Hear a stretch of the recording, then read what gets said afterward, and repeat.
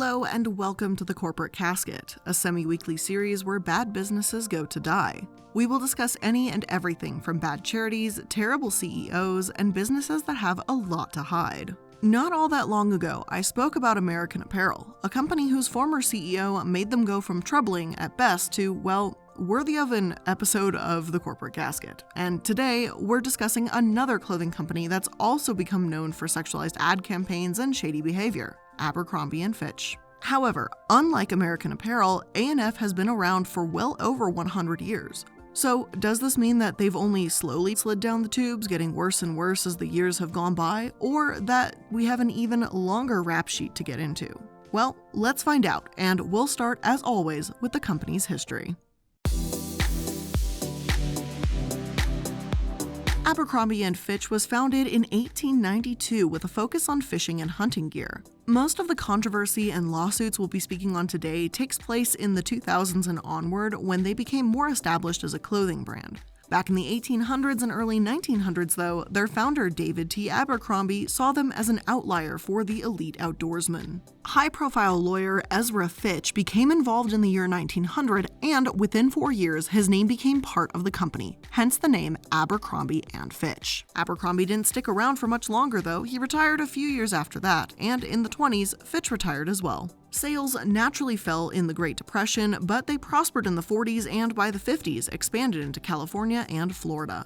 It's said that Ernest Hemingway was even a regular customer there, and he consigned his rifles at Abercrombie and Fitch locations before his death in the 60s. Theodore Roosevelt was another Abercrombie and Fitch patron, and the company apparently outfitted Charles Lindbergh's transatlantic flight in 1927. Despite this, sales started to decline again. It's said that A&F failed to take advantage of new mediums such as television, and by the 70s, they didn't have enough business to support their overhead. One 1976 article from the New York Times read, "Since 1970, the company has lost more than $2.5 million, despite a variety of shifts in merchandising approaches to prop up its fading consumer image." Mr. Haskell, formerly the mayor of Wilmington, Delaware, has been a large Abercrombie and Fitch stockholder for some time. He assumed the company's top post several years ago after the successive resignations of several presidents. Long a retailer that offered great depth of stock, wide assortment, and the most opulent sporting goods, Abercrombie and Fitch found in recent years that its high expenses and squeeze on profits compelled it to cut back on carrying some of the most lavish equipment and clothing that had lured wealthy sportsmen from around the world. Among items that were discontinued were a $6,000 custom-made rifle, a $1,200 dog sled, and an $18,000 gold and onyx chess set. But as recent shoppers noticed, the financial pressures also began to affect the more moderately priced items, with some shelves appearing to be nearly bare. Other sporting goods chains, such as Herman's World of Sporting Goods, were incredibly profitable at the time. Abercrombie and Fitch simply couldn't keep up with the competition. Even though they had declined, I'm not sure I could call them controversial. After all, their most frequent criticism was that they really needed a professional merchant, not that they've actively done anything harmful. Within a couple of years of this article being published, though, A&F was acquired by Oshman's Sporting Goods. Oshman's revived A&F on the West Coast and, as the CEO of Oshman's put it, tried to recreate the mystique of the old store. This included selling not only stuffed leather animals, handcrafted firearms, and thousands of fishing lures, but for the cost of $75,000, the new Abercrombies would even arrange a safari for two, including a professionally made 30-minute color videotape. They also entered the mail-order business and began expansion plans, trying to get a piece of the $12 billion high-end sporting good pie. However, this didn't exactly last very long. Oshman's ended up selling A&F for $47 million in cash to The Limited, a clothing brand. This is when A&F's more modern history begins. They went from hunting goods to clothes, went public in 1996, and truly began taking off. Unfortunately, it wasn't long until the controversy began taking off too. Rather than go through a specific timeline here, we're going to break A&F's controversy into sections just to keep from bouncing between events. So let's start with a topic that might be a bit more subjective, but what A&F is arguably most known for, their advertising.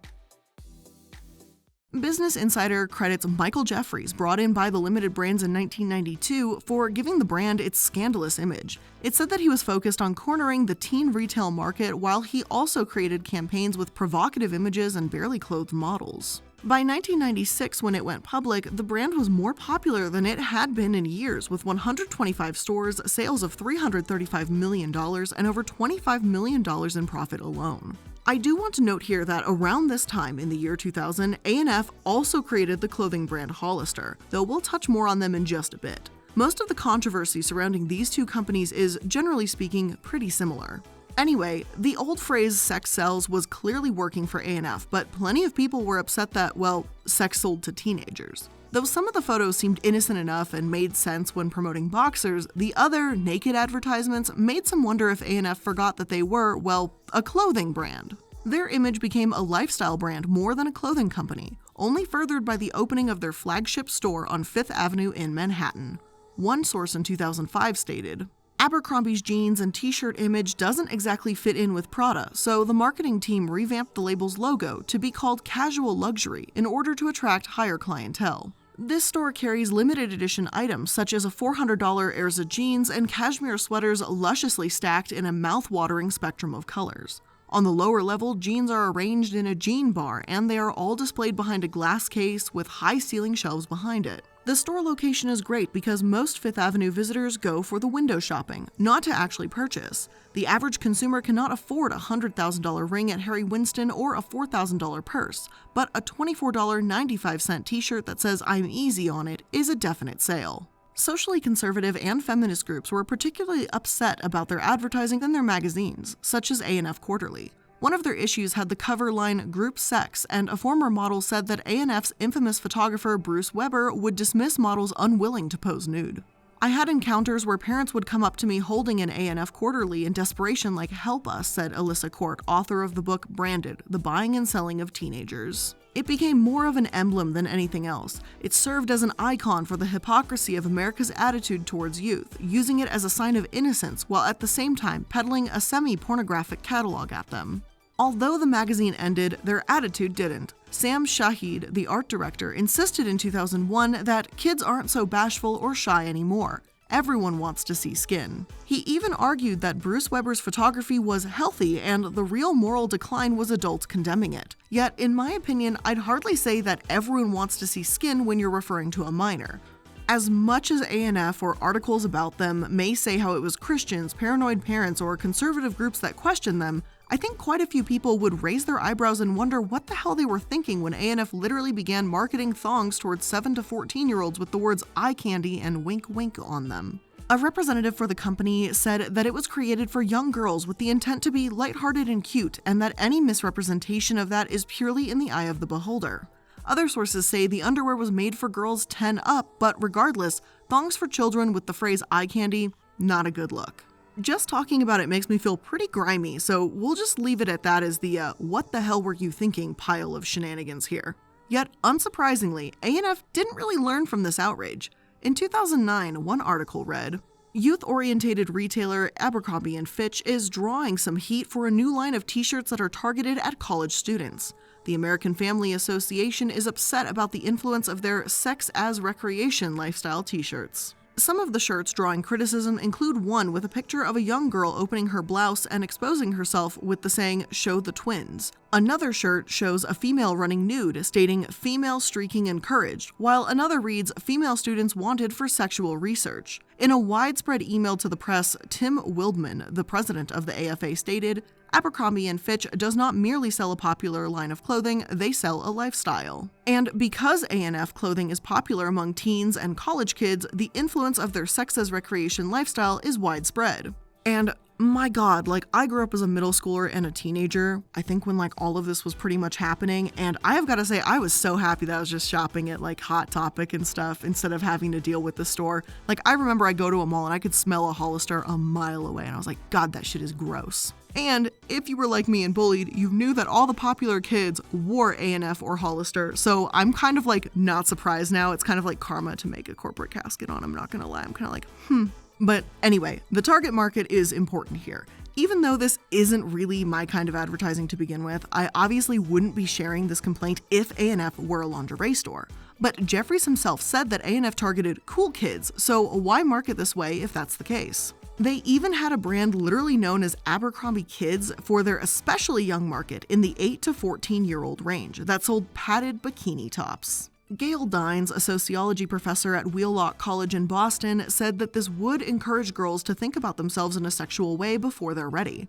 Some parents claimed that the padding was simply in place to cover nipples and offer a layer of protection between the skin and swimsuit material, yet the cut of clothing still caught the attention of critics. One article at the time read, "Somehow, other clothing brands managed to offer swimwear that doesn't scream little girls gone wild. Old Navy's line this year is a collection of simple, colorful mix and match halters, tanks, and bottoms. LL Bean has its own typically preppy, decidedly unpadded outfits that look perfectly suited to sandcastle building." Even American Apparel, the standard bearer in inappropriate garb, offers basic one-piece bathing suits. It's entirely possible to build beachwear for little girls that's cute and colorful, and yes, acknowledges and accommodates their growing, changing bodies without creating designs that somehow suggest a middle schooler ought to have bigger boobs, or flatten the suggestion of a nipple.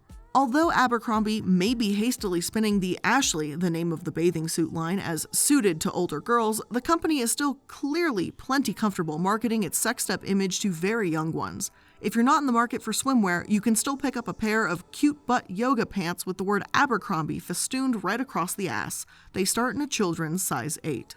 The thing is, if they had 1 or 2 questionable advertisements, I don't know if this would have its own section. Bad decisions can be made from time to time, and I don't often speak on companies that are genuinely doing their best and just so happen to have a hiccup or two along the way. But in this case, their questionable advertising and products became a pattern, and unfortunately, it's only going to get worse from here. Their t-shirts weren't just questionable at times, but sometimes downright racist too. They featured slogans such as "Wong Brothers Laundry Service, 2 Wongs can make it white," "Walk in bowl," "Let the good times roll," "Chinese food and bowling," and images of a smiling Buddha above the line "Abercrombie and Fitch Buddha Bash, get your Buddha on the floor." A&F quickly pulled these clothes and apologized, but not before receiving hundreds and hundreds of complaints about the shirts, largely from their target group too, Asian American college students. The thing is, if that many members of the Asian American community hates these shirts, then it proves to me how little market research A&F actually did. Pretty sure just asking a few people of the community they were targeting how this would have felt to them, probably would have given you the answer and you could have saved yourself a whole headache, but no, they didn't do that. Asian Americans said that the shirts, quote, depicted century-old stereotypes of Asians as kung fu fighting, fortune cookie speaking, slanty-eyed, buck-toothed servants, portrayed Asian Americans doing work they have historically been forced to do, and trivialized an entire religion and philosophy, end quote. Store managers said they didn't see the problem, and Abercrombie maintained that they often made fun of racial groups from time to time before pulling the clothing line. Here's a novel concept though. Why not just don't stereotype people to sell shirts? I mean, is it really necessary? Hampton Carney, company spokesperson at the time, stated, "We personally thought Asians would love this t-shirt. We are truly and deeply sorry we've offended people. We never single out any one group to poke fun at. We poke fun at everybody, from women to flight attendants to baggage handlers to football coaches to Irish Americans to snow skiers. There's really no group we haven't teased." Again, did they actually have any Asian American designers on this line, or did they just assume that everyone would think it's hilarious because they did? Why poke fun at people to sell a clothing line in the first place too? They used to sell a t-shirt that read "More boyfriends than Taylor Swift," a move some believe to be slut-shaming, and they've been accused of being nothing more than corporate bullies themselves. However, the racism and mistreatment doesn't end there. If a company was this comfortable presenting the image to the public, then you can imagine how they treated their workers in private. A&F was incredibly discriminatory against anyone that wasn't white and conventionally attractive. Unsurprisingly, a lot of this behavior also occurred amongst A&F's models, the employees that stood outside the store, typically shirtless, advertising A&F's clothes. One 2015 article from The Independent states, "An Abercrombie and Fitch employee has claimed that black models were sent home early so they would not be seen during an executive's visit, while detailing countless alleged incidents of racism, sexism, and discrimination at a store." The woman, who wrote anonymously about her experiences for Zoe Jane, claims to have cut down her shifts as a model to a couple a month because of the toxic and superficial environment at the US store where she works. On one particularly horrifying instance, most of the black models were sent home an hour early before their shifts ended and before Jeffries was scheduled to visit, the employee wrote. There was only one black greeter in a large shop at the time who was the first in 5 years, and another black model who was told he did not get the job because he did not look exotic enough, she claimed. The woman also described frequent sexual harassment by customers, which she blamed on the staff uniform of revealing tops, shorts, and miniskirts. I was once followed by a group of men across the store while the men made profane comments under their breaths about my nice ass. Another time, a customer came up to me in what little English he knew, praised the store for not hiring fat and ugly women. This behavior is disgusting enough, but what makes it all the worse is how the company actively supported it. Jeffries, the CEO himself, said that A&F only hires good-looking people because good-looking people attract other good-looking people, and that they don't want to market to anyone other than that. It's why they don't stock X large or XXL sizes in women's clothing, because they don't want plus-size women wearing their brand. According to one journalist from Salon, Jeffrey says that A&F is a collaborative environment, a diva-free zone is how he put it to me, but in the end he makes every decision, from the hiring of the models to the placement of every item of clothing in every store. There are model stores for each of the 4 brands at A&F headquarters, and he spends much of his time making sure they're perfect. When they are, everything is photographed and sent to individual outlets to be replicated to the last detail.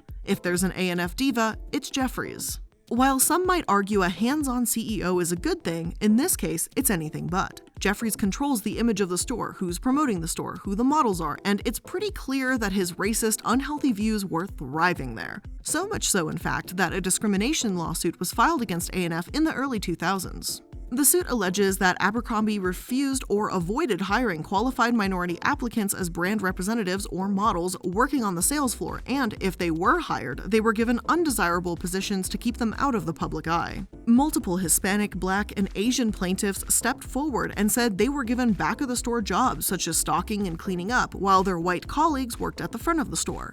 As part of the lawsuit, not only was A&F ordered to pay about $40 million to those they discriminated against, but they also had to agree to appoint a vice president of diversity, discontinue recruiting employees at primarily white fraternities and sororities, and feature more people of color in their catalogs. Honestly though, I don't think they learned their lesson. Not even for a second. Their legal defense said that Abercrombie now realizes diversity makes good business sense when the case was closed, which is just pisses me off a little bit. Diversity isn't about business sense. It's not about avoiding lawsuits. Diversity is about being inclusive and giving everyone a voice. A&F, in my opinion, only changed because they were ordered to change, not because they saw anything inherently wrong with what they were doing. And if they weren't caught up in this lawsuit, they'd probably still be doing it. But hey, don't just take my word for it. A few years after this case, it happened again, this time with a disabled worker.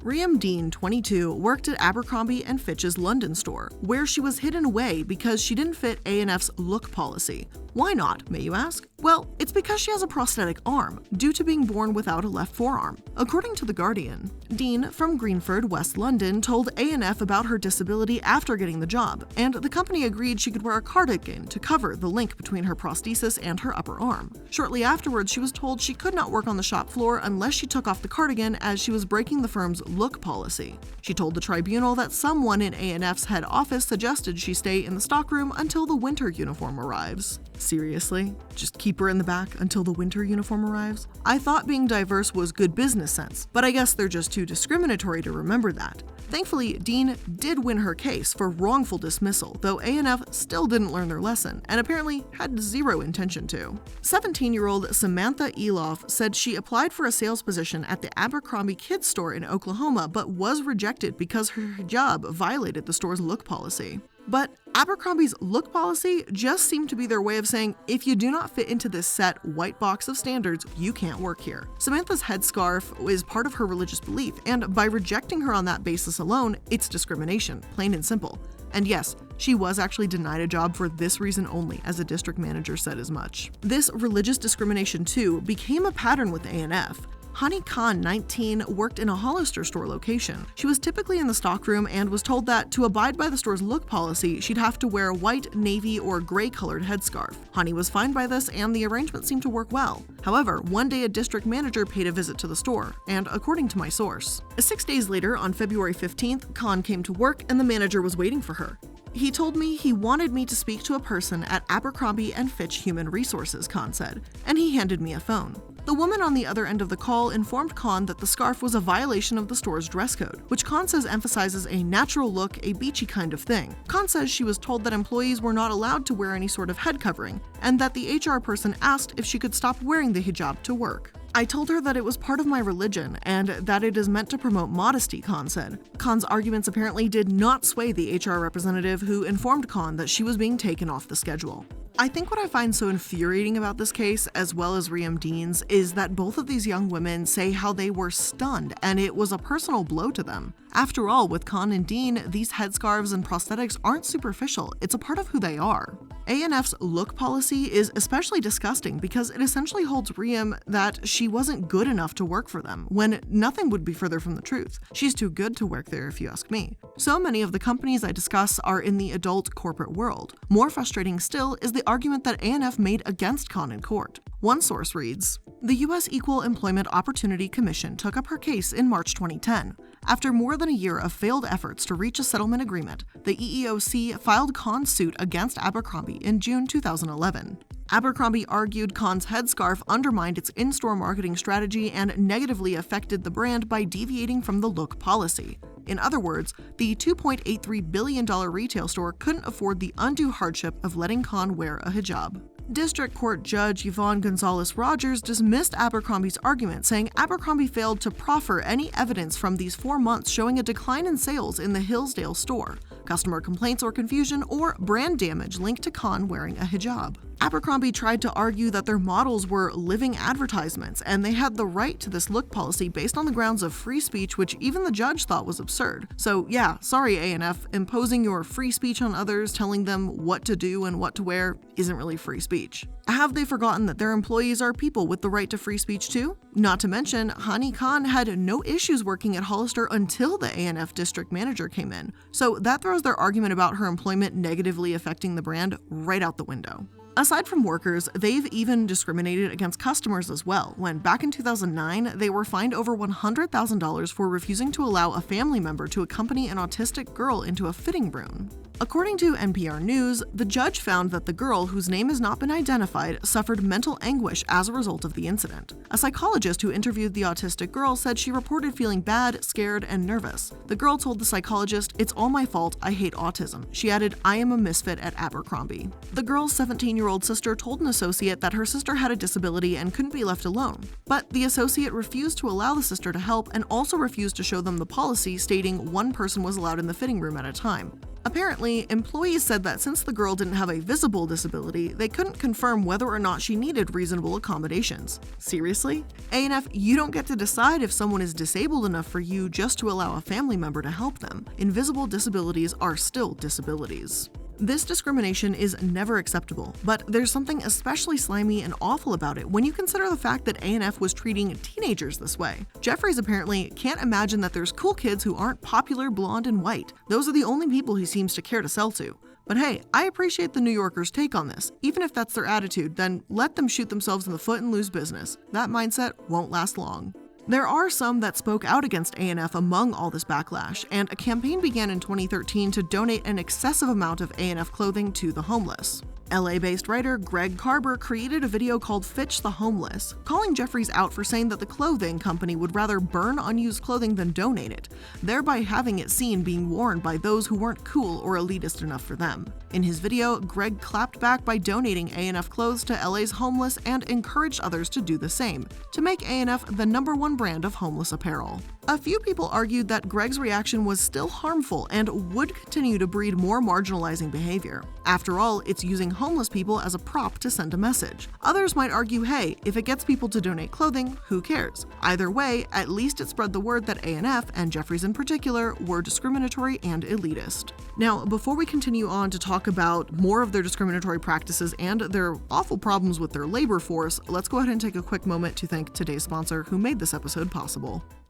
Making content is an essential part of what I do to keep the show running, but it hasn't always been a seamless creative process. And as many of you have probably seen, I have a lot of trouble with creating thumbnails. And ever since I started working with Canva Pro, I can say I'm getting better at it. I'm not fantastic, but Canva Pro is definitely making it a hell of a lot easier. So simply put, Canva Pro is a design platform that empowers you to create and share stunning content with just a few clicks. And you can do anything from YouTube thumbnails to Instagram posts. I think you can even work with like announcements on the YouTube page, like banners, backgrounds. It can do all of that. And Canva Pro comes with endless premium fonts, photos, videos, and so much more that add personality and edge to whatever you're designing. In fact, my YouTube banner, how it says my name iilluminaughtii and then like the triangle is pink for the A or whatever, that's actually a font that's from Canva. That's the Megrim font. So that I literally made that banner in Canva. So if you want to design like a pro, get started with Canva Pro. Right now, you can get a free 45-day extended trial when you use my promo code. Make sure to go to canva.me/casket to get your free 45-day extended trial. That's canva.me/casket. canva.me/casket. This episode is also sponsored by Adam and Eve. Way back in the dark ages, and that's probably like 1970, a legend was born. And that's right, Adam and Eve is turning 50 years old this year. And to celebrate their 50th birthday, they've got something big in store for us. Adam and Eve is offering my listeners 50% off one item and free shipping in the US and Canada when you use code MLM at checkout. And the best part is that Adam and Eve doesn't just help you, feel good, like they actually do good too. 20% of their profit goes straight to fighting the spread of HIV all around the world. So that, paired with their 90-day no-hassle return policy and their 24/7 customer service, you really can't go wrong. So don't wait until you're as old as Adam and Eve. Head on over to adamandeve.com now and use code MLM at checkout to get 50% off one item and free shipping in the US and Canada. One more time for the folks in the back, go to adamandeve.com and use code MLM at checkout to get 50% off one item and free shipping in the US and Canada. Some exclusions may apply.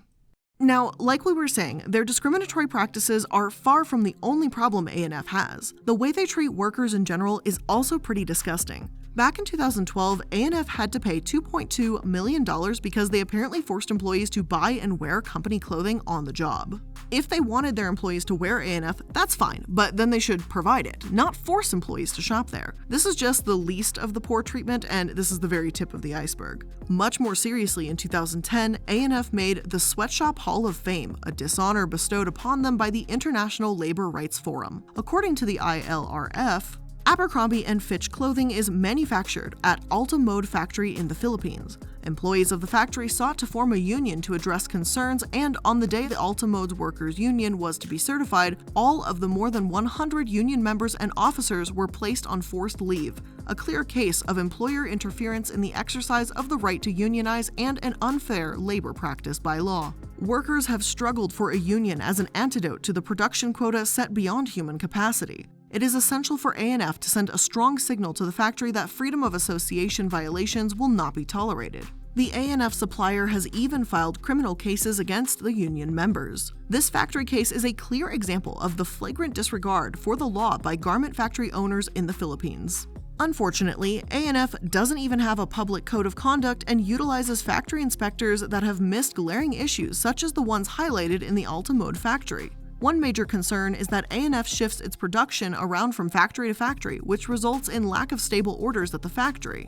ILRF encourages A&F to build long-term, meaningful relationships with suppliers so that their standards around wages, overtime, and freedom of association are clearly enforced. Some sources claim that these workers would not only work long hours, like 12 hours a day long, but they aren't allowed to speak to anyone during their shifts. On average, workers get $5 per week and are often forced to work overtime without additional pay. Meals and water are, of course, not included. Then, in December 2012, a sweatshop in Bangladesh that manufactured A&F products caught fire. 114 workers died and over 2,500 were injured.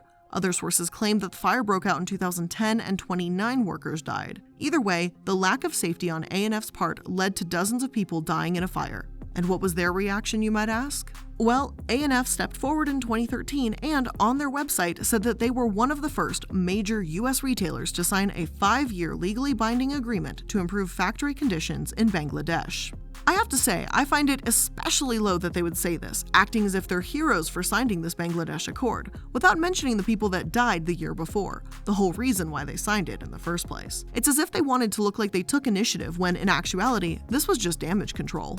Presently, it's not only those being paid next to nothing in the Philippines and Bangladesh that suffer for A&F, but Uyghur Muslims as well. I've spoken about forced labor in Uyghur camps before, and A&F is one of the companies profiting from them. According to the New York Times, many brands have known for years about the growing body of evidence around Uyghur exploitation, said Peter Irwin, a spokesman for the Uyghur Human Rights Project, an advocacy group based in Washington, D.C. They won't stop unethical sourcing practices unless they are faced with real reputational risk and the possibility that consumers will stop shopping from their stores.